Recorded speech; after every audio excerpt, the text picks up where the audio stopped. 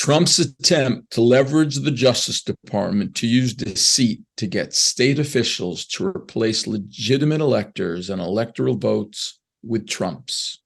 In late December 2020, Trump attempted to use the Justice Department to make knowingly false claims of election fraud to officials in the targeted states through a formal letter under the acting attorney general's signature, thus giving Trump's lies the backing of the federal government and attempting to improperly influence the targeted states to replace legitimate Biden electors with Trump's.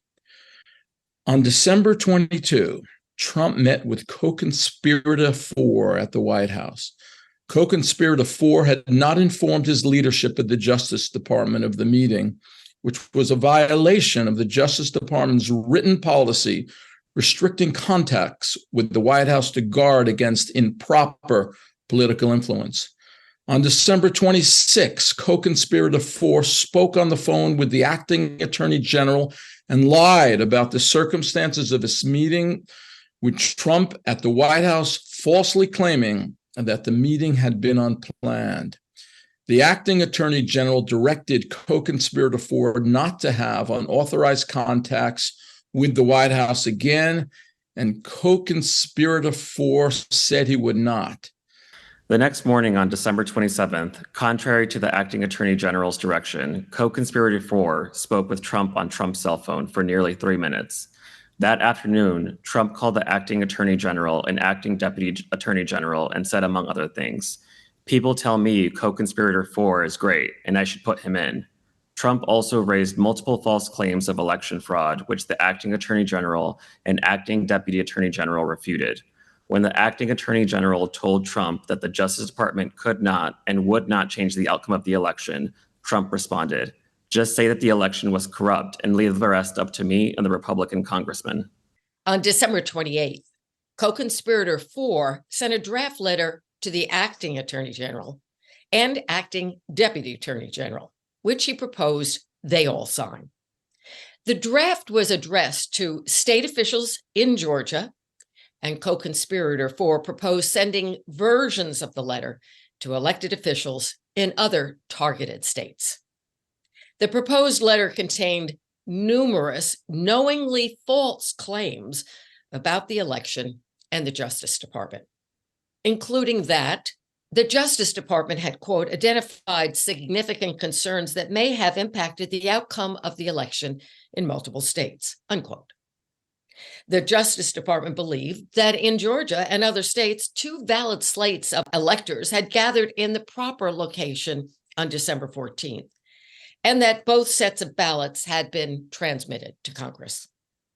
That is, co-conspirator 4's letter sought to advance Trump's fraudulent elector plan by using the authority of the Justice Department to falsely present the fraudulent electors as a valid alternative to the legitimate electors.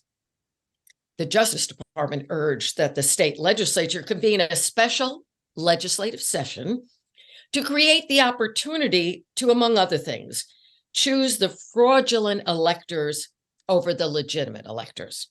The acting deputy attorney general promptly responded to co-conspirator 4 by email and told him that his proposed letter was false, writing, quote, "Despite dramatic claims to the contrary, we have not seen the type of fraud that calls into question the reported and certified results of the election," unquote.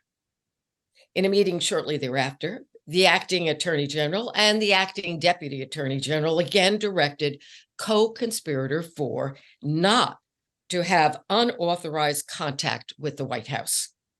And co-conspirator 4 said he would not. On December 31st, Trump summoned to the Oval Office the acting attorney general, acting deputy attorney general, and other advisors. In the meeting, Trump again raised claims about election fraud that Justice Department officials already had told him were not true, and that the senior Justice Department officials reiterated were false. And Trump suggested he might change the leadership in the Justice Department. On January 2, 2021, just 4 days before Congress's certification proceeding, co-conspirator 4 tried to coerce the acting attorney general and acting deputy attorney general to sign and send co-conspirator 4's draft letter, which contained false statements to state officials. He told them that Trump was considering making co-conspirator 4 the new acting attorney general, but that co-conspirator 4 would decline Trump's offer if the acting attorney general and acting deputy attorney general would agree to send the proposed letter to the targeted states. The Justice Department officials refused.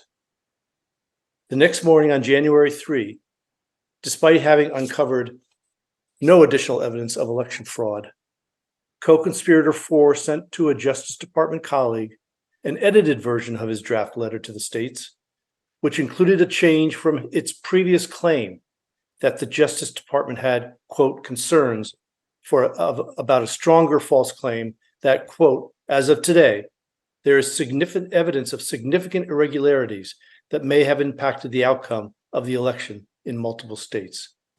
Also, on the morning of January 3rd, co-conspirator 4 met with Trump at the White House, again without having informed senior Justice Department officials, and accepted Trump's offer that he become acting attorney general.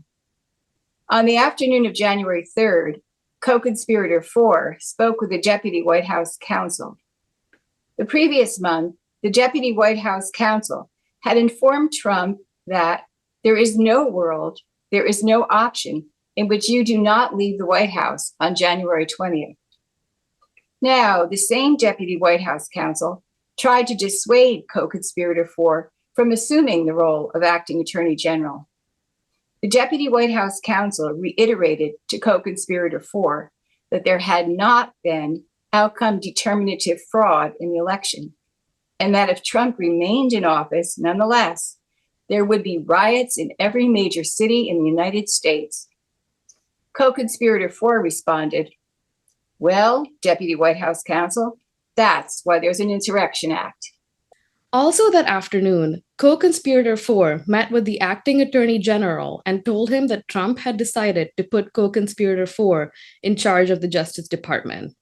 The acting attorney general responded that he would not accept being fired by a subordinate and immediately scheduled a meeting with Trump for that evening.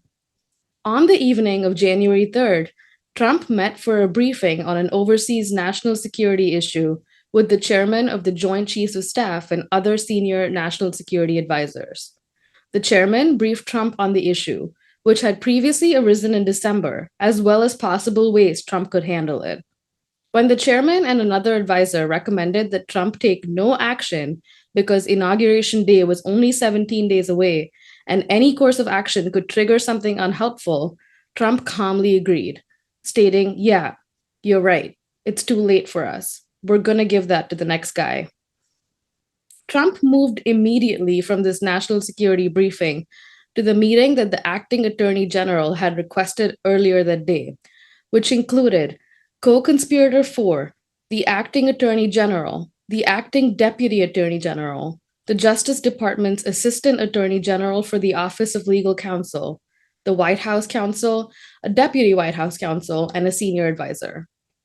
At the meeting, Trump expressed frustration with the acting attorney general for failing to do anything to overturn the election results, and the group discussed co-conspirator 4's plans to investigate purported election fraud and to send his proposed letter to state officials, a copy of which was provided to Trump during the meeting. Trump relented in his plan to replace the acting attorney general with co-conspirator 4 only when he was told that it would result in mass resignations at the Justice Department and of his own White House counsel. At the meeting in the Oval Office on the night of January 3rd, co-conspirator 4 suggested that the Justice Department should opine that the vice president could exceed his lawful authority during the certification proceeding and change the election outcome. When the Assistant Attorney General for the Office of Legal Counsel began to explain why the Justice Department should not do so, Trump said, "No one here should be talking to the vice president. I'm talking to the vice president," and ended the discussion.